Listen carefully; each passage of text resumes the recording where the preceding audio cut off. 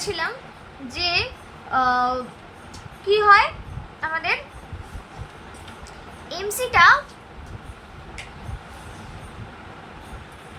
এমসিটা কি হয় এসএসসি কে এরকম ভাবে নিম্ন বিন্দু দিয়ে টাচ করে যায়, তাই তো? তো আমাদের ধরো আমি ছবিটা খুব বড় করে আঁকছি, হ্যাঁ চেষ্টা করছি বড় করে আঁকা, তাহলে কিছুই বুঝতে পারবি না।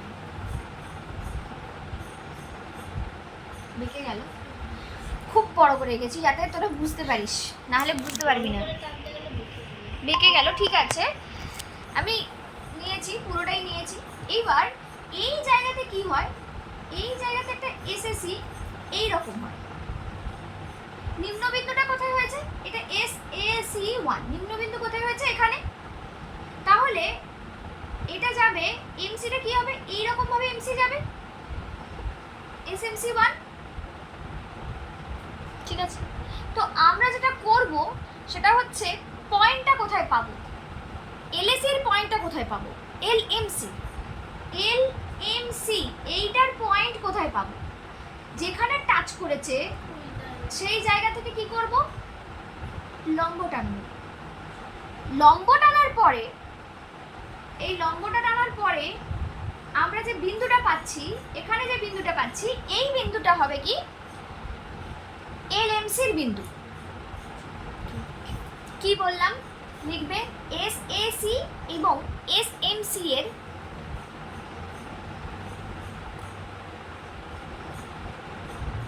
স্পর্শবিন্দু থেকে, ঠিক আছে বলবো আর বাংলাটা লেখ, SMC এবং SAC এর স্পর্শবিন্দু থেকে অনুভূমিক অক্ষের ওপর লম্ব অঙ্কন করলে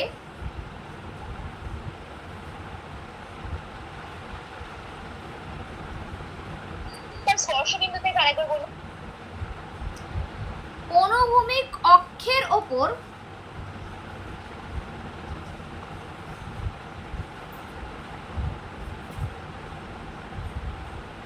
লম্ব অঙ্কন করলে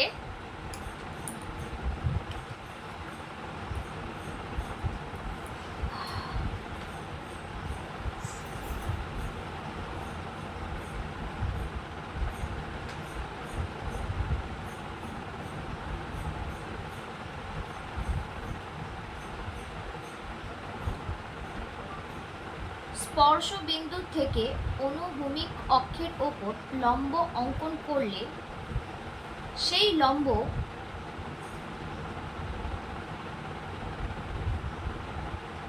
SMC কে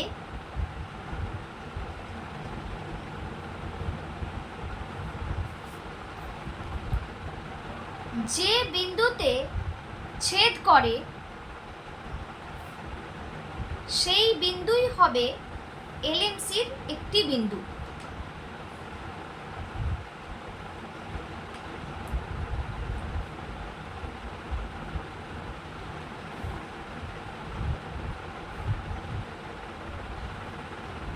আরেকবার বলবেন? বলবো, SMC ও SAC এর স্পর্শবিন্দু থেকে অনুভূমিক অক্ষের ওপর লম্ব অঙ্কন করলে কমা সেই লম্ব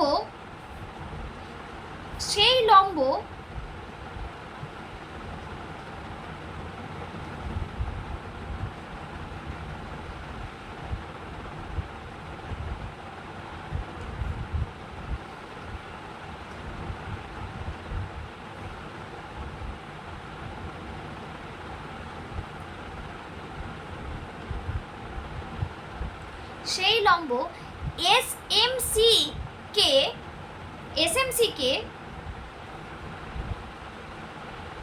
যে বিন্দুতে ছেদ করে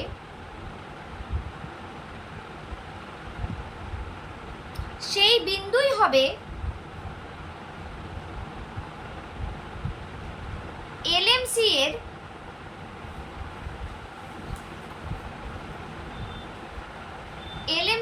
একটি বিন্দু।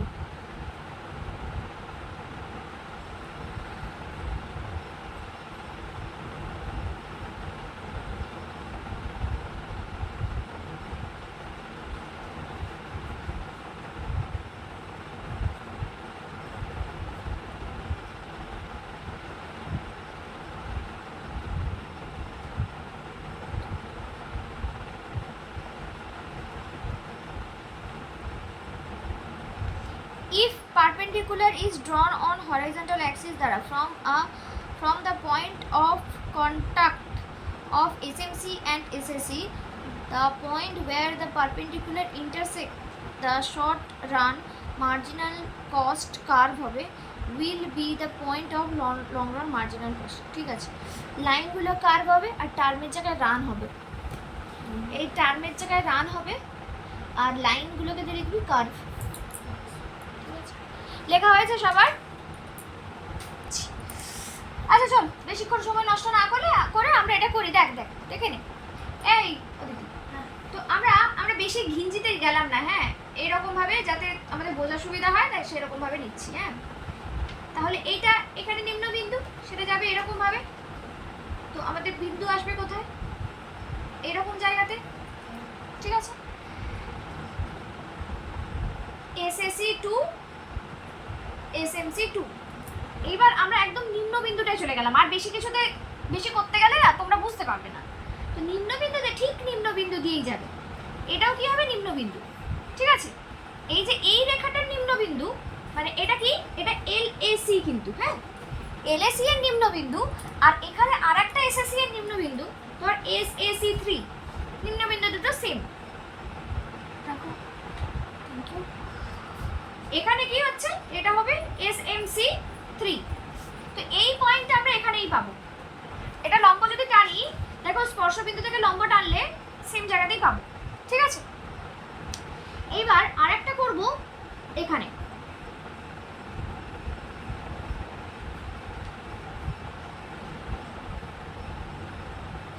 তো নিম্নবিন্দু এখানে হয়েছে, তাই তো? এবার এটা কিভাবে যাবে? এমসিটা কিভাবে যাবে? এইভাবে ধরো, এটা SAC4 আর SMC4। নিম্নবিন্দুটা কোথায় পেয়েছি? এখানটায় পেয়েছি। নিম্নবিন্দু দিয়ে গেছে, কিন্তু স্পর্শবিন্দু এখানে পেয়েছি। তো স্পর্শবিন্দু থেকে আমি যদি লম্ব টানি, এটা SAC কে কোথাও কাটছে? SMC কে কোথাও কাটছে? আমি লেখানোর সময় একবার দেখো কি লিখলাম, কোনটা কোথায় গেল? আমি মনে হচ্ছে এখানটা একটু ভুল লিখলাম। কাকে কেটেছে? প্রান্তিক রেখাকে। না, ঠিকই আছে। তো এখানে কি কোথাও কাটছে? এটা কি কোথাও কেটেছে নিচের দিকে? দেখতে পাচ্ছি না, কাটছে না। বুঝতে পারছো তো? এটাকে আমরা কি করবো? আরেকটু উপর দিকে তুলে দেবো, পয়েন্টটা পাবো উপরে। বোঝা গেল কি করলাম আমরা? এইটাতেই বুঝতে অসুবিধা। এইটা নিম্নবিন্দু যখন গেছে, আমি এখান থেকে স্পর্শবিন্দু থেকে টানছি, এটা কোনো SMC কে কাটছে না। তো SMC কে কাটার জন্য এই লম্বটাকে আমাকে ওপর দিকে তুলে দিতে হবে। পয়েন্টগুলো আমরা পেয়ে গেছি। তো পয়েন্টগুলো দিয়ে আমরা যদি লাইন টানি, তো কিরকম আসবে?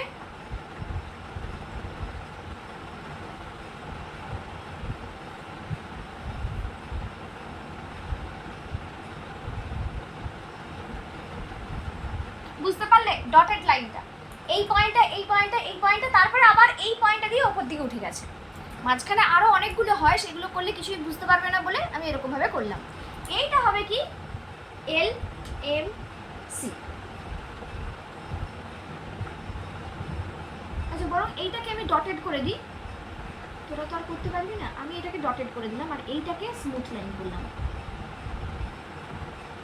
মানে যেটা পয়েন্টগুলো দিয়ে যাবে।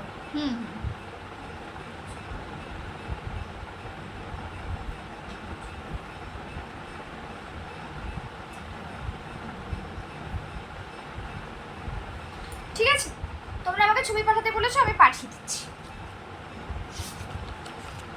যদি খুব বুঝতে অসুবিধা হয়, সবাই ক্লাস 11 আছো, বেশি চাপ নিতে হবে না। এই গেল আমাদের কোণে কস্ট পুরোটা হয়ে গেল আমাদের। কস্ট নিয়ে আর কোনো কষ্ট রইল না।